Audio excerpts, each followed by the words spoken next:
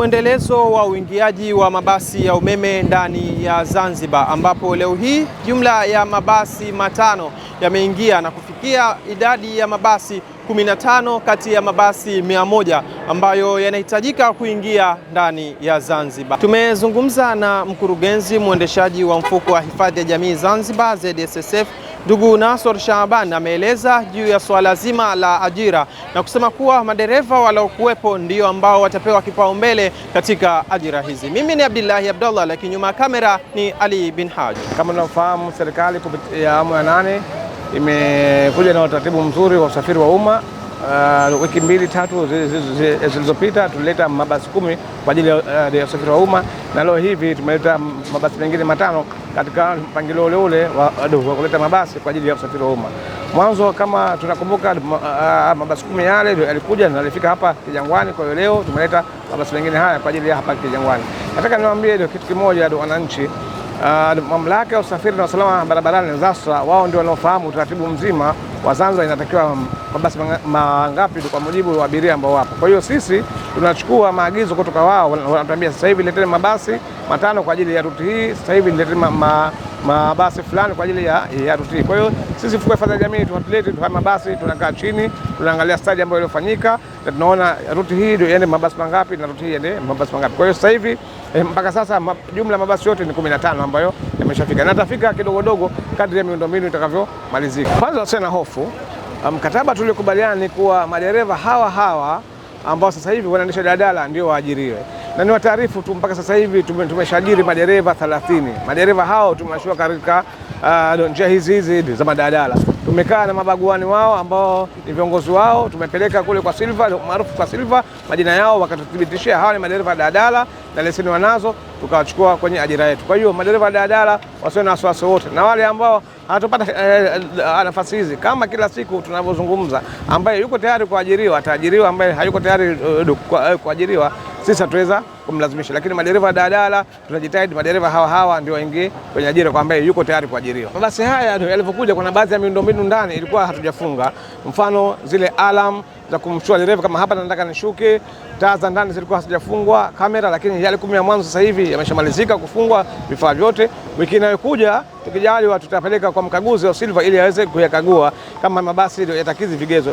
Na haya 5 yalikuja leo, kuanzia kesho tutaanza kuyafunga vifaa. Unajua haya ni mabasi ya umeme, kwa hiyo kuna baadhi ya vitu vingine vinakwenda kiautomatic, kwa hiyo lazima tuvifunge hapa, tunavitesti hapa wakati ya mabasi yako njiani. Kwa hiyo yale 10 ya mwanzo tayari vifaa vyote vimeshakamilika kufungwa, na haya nayo kuanzia kesho tutaanza kufunga vifaa vyote, zikiwemo taa za ndani za kumjulisha dereva kama hapa nashuka, na kamera za ndani, lakini pia kuweka matangazo kwenye viti ili abiria afahamu hapa nikae, hapa nisikae, hapa nisimame, hapa nisisimame, hii sehemu ya mtu wa mahitaji maalum, hii sehemu ya mtu mzima, hii sehemu ya kusimama. Kwa hiyo hizo alama zote tutazifunga na kuziweka ndani ya mabasi. Ndicho kitu ambacho sasa hivi kinafanyika. Sasa hivi tunatengeneza vituo vya kisasa kabisa, na nadhani karibuni vitakuwa tayari tutaviweka. Tumekaa na mamlaka ya usafiri na usalama barabarani na kupima masafa ya kuweka vituo. Kwa hiyo tayari masafa ndio yameshapimwa, na sasa hivi hata ukipita barabarani ukiangalia njia ya airport na njia ya Buyu, sasa hivi tayari Wizara ya Mawasiliano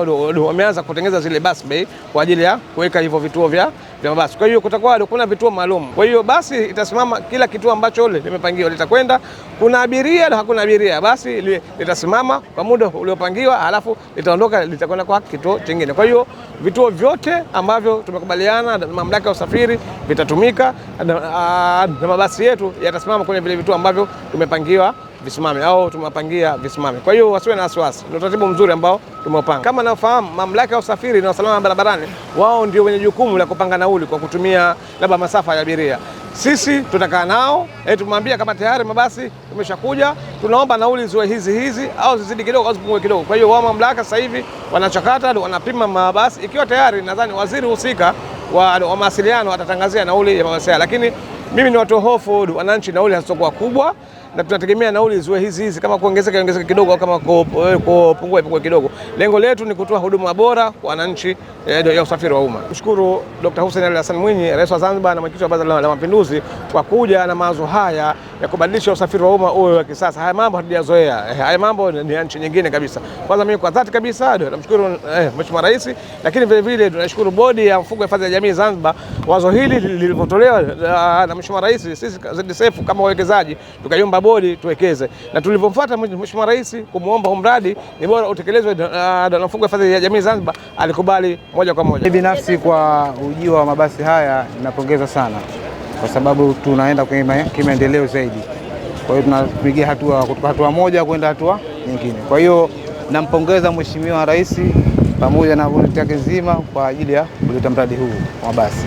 Huu utapunguza kwa hatua kubwa sana, kwa sababu kumekuwa kuna changamoto nyingi sana kwamba abiria wengi wanakosa magari na vile vile kuwashwa, wengine kufika hadi usiku. Kwa hiyo kwa kuja mradi huu hapa au kwa mabasi haya, naamini changamoto hii hapa ni moja kubwa ambayo itatatuliwa, itaondoka mara moja. Kwa hiyo kwa wananchi hawatopata shida sana kutokana na gari, kwa sababu kwanza ina uwezo wa kubeba abiria wengi tofauti na hizi ambazo daladala tulizoea. Kwa hiyo hii ni hatua moja ambayo tunaipongeza serikali. Kwa magari haya ya mwendo kasi, kwa mimi upande wangu nimeona ni mazuri tu, na wametufanyia urahisi hata kwenda sehemu mbalimbali kidogo zilizokuwa mbali kidogo. Kwa hiyo nashukuru sana kwa kutuletea haya magari ya mwendo kasi. Nafurahia kuja kwa mabasi haya kwa sababu yatarahisisha usafiri, kwa sababu napata sana taabu kusafiri. Kwa hiyo itarahisisha usafiri, na usafiri ni muhimu katika maisha bila. Naomba serikali izidi kuboresha maana usafiri. Abiria ni chaguo lake, kwa abiria ataangalia hivi inakotembea haraka itafikisha haraka, nitafika haraka. Kama mwendo kasi ile kule au hii, abiria chozi yake, chaguo lake.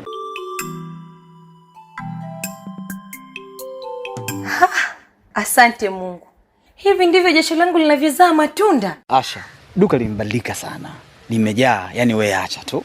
Lakini pesa zote za kumiliki duka lilojaa kama hivi umezitoa wapi? Kweli Asha, hemu tupe siri ya mafanikio, kwa sababu sisi tunakujua. Wewe na kilimo na wewe. Na mavuno yenyewe ndo hivyo hivyo. Hemu tupe siri ya kambi, shoga yangu. Rafiki zangu, hii ni faida ya kilimo mseto. Miaka 2 mlipoenda mjini, mimi nilianza kulima kilimo mseto. Kilimo mseto ndo nini na kinafanyikaje hadi ukafanikiwa hivi, shoga yangu? Kilimo mseto ni mfumo wa kilimo ambapo mkulima hupanda mazao zaidi ya moja katika shamba moja kwa wakati mmoja au kwa msimu mmoja, badala ya kulima zao moja pekee. Mfano, kupanda mahindi na maharage pamoja, kupanda mihogo na kunde, kupanda ndizi na kahawa, au mazao ya mboga chini ya migomba. Kumbe ni hivi ndio maana unapata mavuno mpaka kujaza duka. Asha, leo umetufungua macho. Tulikuwa tunategemea kilimo cha mhogo tu, lakini sasa naona umuhimu wa kubadilisha na kuhamia kwenye kilimo mseto. Ndiyo, wote kwa pamoja tulime kilimo mseto kwa mavuno endelevu, himilivu na yenye tija. Ujumbe huu umeletwa kwenu na Community Forest Pemba, Community Forest International na TAMWA Zanzibar.